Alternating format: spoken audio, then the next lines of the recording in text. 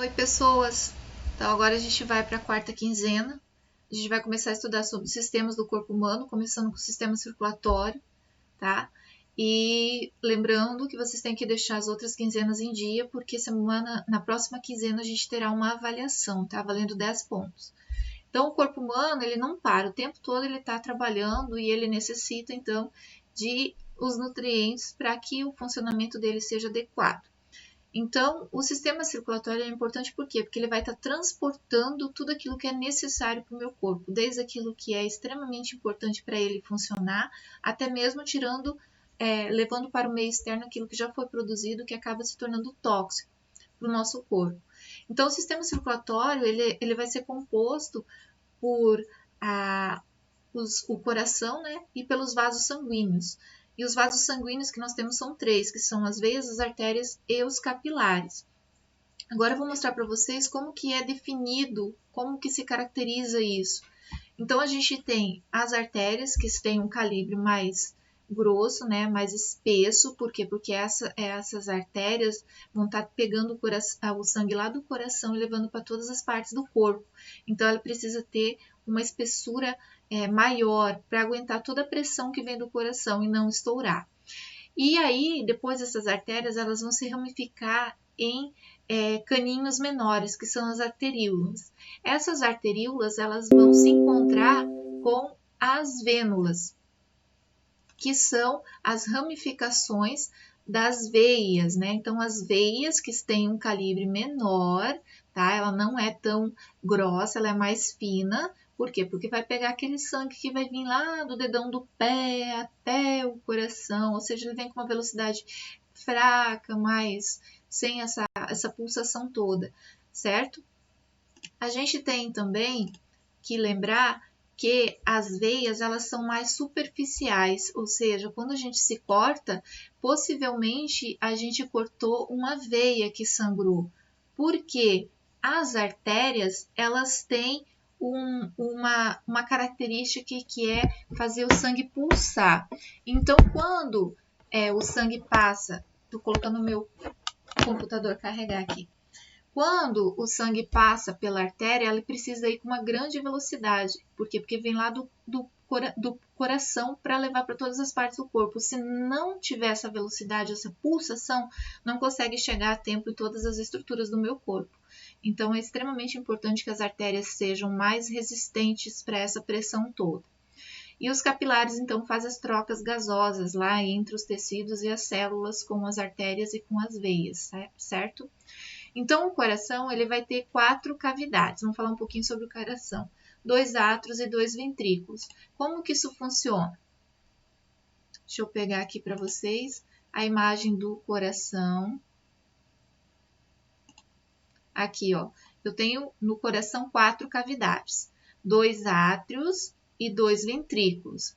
Se vocês observarem esse lado do coração aqui, ó, que a gente fala que é o lado direito, ele é mais fino, ou seja, ele não tem uma camada tão espessa de tecido como do lado esquerdo. Por quê? Porque esse daqui é aquele sangue que vai vir lá pelas veias para chegar no átrio, para daí vir para o ventrículo, para daí ir lá para o pulmão, certo? Para daí ser oxigenado e voltar para o átrio esquerdo, depois para o ventrículo esquerdo, para o coração bombear com bastante força para sair por aqui e para todas as partes do corpo pelas artérias, né?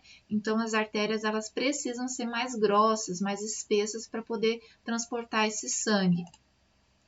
O sangue, então, ele pode seguir 2 caminhos. A gente diz, então, que a circulação sanguínea, ela pode ser de duas formas, dividida em 2 formas, como a sistêmica, ou a circulação sistêmica, né, ou grande circulação, ou a pulmonar e a pequena circulação. Qual a diferença delas? A sistêmica é aquela que vai levar para o meu corpo humano, né, o sangue para todas as partes do meu corpo. Já a pulmonar é aquela que vai pegar o sangue que veio do todo o meu corpo e oxigenar lá nos pulmões e devolver para o coração, transportar para todos os corpos. Então, as duas trabalham juntas. Mas, para facilitar o estudo, ela foi dividida em pequena circulação, ou circulação pulmonar, ou grande circulação, ou circulação sistêmica. O sangue, ele tem uma composição toda dele, né? Toda a característica dele. Ou seja, ele vai ser composto pelas plaquetas, que é extremamente importante, né, para a gente ter a questão da coagulação. O que é isso, professor?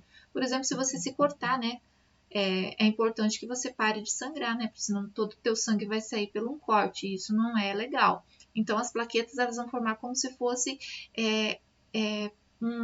tijolinhos, né, que vão estar fechando uma certa machucado, uma cavidade ou coisa assim, para impedir que o sangue saia todo do seu corpo. Existem pessoas que têm algumas doenças, né, e que impede essa coagulação, que são, por exemplo, os hemofílicos. Então, eles têm uma ausência de um certo fator dentro da sua corrente sanguínea e eles não conseguem coagular o sangue. Então, se eles se cortar ou coisa assim, geralmente eles têm que estar procurando a ajuda médica ou tomando um suplemento para estar auxiliando nesse processo.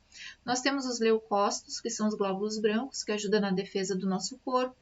Nós temos as hemácias, que são extremamente importantes, porque são elas que vão estar transportando o oxigênio, e elas conseguem transportar o oxigênio se elas tiver a presença da hemoglobina, e essa hemoglobina é extremamente trabalha associada com ferro. Então, quando a gente tem anemia, é porque a gente diminui a quantidade de ferro, com isso diminui a quantidade de hemoglobina e com isso diminui a quantidade de adesão dessas hemácias ao gás oxigênio, o gás carbônico, por exemplo, no nosso corpo, e a gente fica com sonolência, com dificuldade, com preguiça. Então, é extremamente importante a gente ter uma alimentação com muito ferro, né, para a gente ter bastante saúde e disposição. Nós temos o plasma, que é a parte líquida, né, do nosso corpo, aquela parte amarela, e sendo que 55% do volume do nosso sangue é plasma, e desses 90% é água. E é através desse plasma, então, que vai estar dissolvido, ou seja, vai estar ali misturado as proteínas, os sais minerais, gordura, aminoácidos em geral, tudo aquilo que é importante para o nosso sistema, né? Então, é extremamente importante a gente beber bastante água, né, para a gente controlar essa quantidade do plasma do corpo humano, e é extremamente importante que a gente tenha uma boa alimentação. Agora a gente vai falar rapidinho sobre o sistema circulatório humano. Então, a principal função do sistema circulatório vai ser capturar o oxigênio, né, da atmosfera. Lembrando que quando a gente inspira, né, que são os dois processos de inspirar e expirar, a gente não tem como selecionar somente para entrar no nosso corpo o gás oxigênio. A gente inspira o ar atmosférico, e daí lá está toda a composição do ar, né? Então, a gente tem nitrogênio, tem gás carbônico, a gente tem o próprio oxigênio, a gente tem os elementos particulados presentes no ar atmosférico, né? Então, é importantíssimo a gente ter estruturas que vão estar purificando esse ar atmosférico. Então, o nosso corpo humano, que é dividido em sistemas, né? E estudamos o sistema respiratório, a gente observa que tem estruturas que são extremamente importantes para que ocorra essa respiração de uma forma mais adequada. Então, aqui na cavidade nasal, a gente encontra várias estruturas que vão estar impedindo que esses elementos particulados da atmosfera entrem no nosso sistema, causando alguma irritação, algum problema respiratório.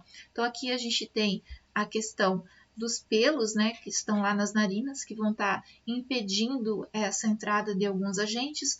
O nosso própria cavidade nasal, ela vai ser bem úmida, que vai estar umidificando esse ar para facilitar a entrada, e também ela vai estar aquecendo esse ar atmosférico quando necessário.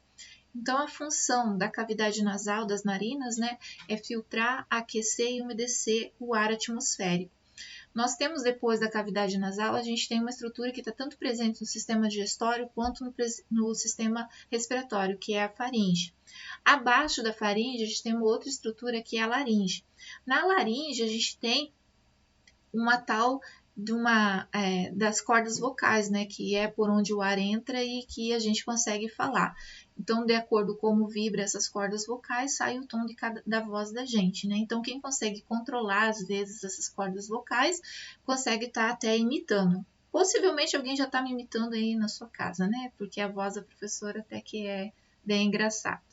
Então, aqui na laringe, a gente tem as cordas vocais e também a gente tem a tal da epiglote, que é uma estrutura super importante para estar impedindo que o bolo alimentar, né, que é aquilo que a gente está comendo, entra para o sistema respiratório, né? E aí a gente se afoga, tal. Então, essa epiglote fica na laringe. E assim também, quando a gente vai respirar, que o ideal é sempre a gente respirar pela cavidade nasal, né, pelas narinas, também que o ar chegue no seu destino correto. Depois da laringe, a gente tem uma estrutura chamada de traqueia, que é um tubo grande, musculoso, certo? Depois dessa traqueia, ela vai se ramificar também em duas estruturas que são os brônquios, e esses brônquios, eles também se ramificam formando os bronquíolos. Esses bronquíolos, essa estrutura de brônquios e bronquíolos é o que a gente chama de árvore pulmonar ou árvore brônquica, né? Então, às vezes a gente vai no médico e ele diz, a sua árvore pulmonar está com alguma infecção, inflamação, né? Então, essas estruturas aqui, os brônquios e os bronquíolos. Então, quem tem bronquite, por exemplo, tem inflamação dos brônquios, tá? Aí precisa tomar um remedinho, cuidar da sua saúde, cuidar do ambiente onde tá vivendo, né? Não pode ser um ambiente muito poluído ou seco, ou com algumas estruturas que vão estar fazendo com que haja essa reação alérgica. A gente também tem dois pulmões, né? O direito e o esquerdo. E na pontinha de cada brônquio, a gente tem uma estrutura chamada de alvéolos. Esses alvéolos, eles vão estar fazendo as trocas gasosas com as artérias, as arteríolas, as veias e os capilares, aonde ela vai deixar o oxigênio que a gente conseguiu capturar, certo? E vai pegar o gás carbônico para mandar de volta para a atmosfera através do movimento de expiração, ok?